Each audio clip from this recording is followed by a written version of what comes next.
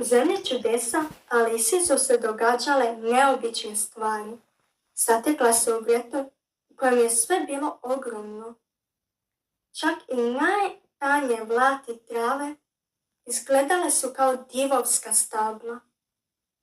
Gusinica je rekla da se od jedne polovice ove gljive raste, od druge smanjuje, reče Alisa obližnjima salačku, držeći u ruci dvije polovice gljive.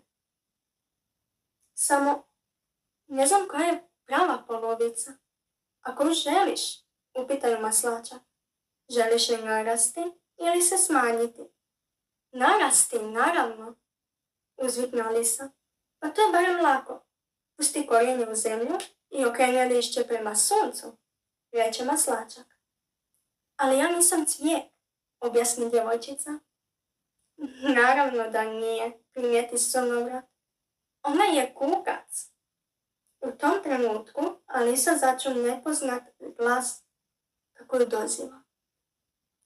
Bubice, čuo se neko čudno pjevušenje. Dođi, slatka moja mala, imam za tebe baš ono što ti treba. Samo stani na moje latice. Dozivao ju je glas slatko riječivo. Radoznala djevojčica vrati komadiće gljive u džep i približi se nepoznatoj biljci. Imala je neobične latice koje su izgledale kao otvoreno zrno graha s finim dlačicama na rubovima. Alisa znatiželjno zakorači na laticu, ali istoga trena osjeti kako se pupoljak zatvara. Bila je u klopci. Kakva si ti to biljka? Uzvikne Alisa. Ja sam Venjerina muholovka, najpoznatija biljka mesužderka, odgovori biljka ponosno. Ali ja nisam muha, objasni Alisa. Nema veze, jedem ja i druge kukice, reče muholovka. Nisam ja nikakav kukac. Pobuni se djevojčica. Udarala je šakama po mekim zelenim zidovima pokušavajući se osloboditi. Vidjela bi ti da sam u svojoj prirodnoj veličini. Prirodna veličina, sjeti se Alisa gljive u svom džepu. Izvadi ju i nasumice zagrize te počne rasti. Rasla je sve više i više, sve dok nije postala prevelik za mnoga i za proždrljivu muholovku. Sada joj je biljka mesožderka izgledala sasvim bezopasno.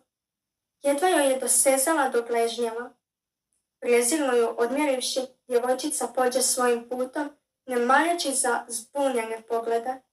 To je bio najveći kukac kojega sam u životu vidjela, uzdahne Ljubica sa strahopoštovanjem. O da, čeznutljivo doda muholovka, ne mogu vjerovati da sam je pustila da ode, jadikovala je neutješno.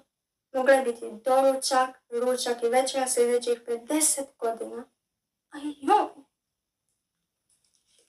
Nadam se da vam se svidjela priča. Mi se uskoro vidimo u jednoj novoj predivnoj priči.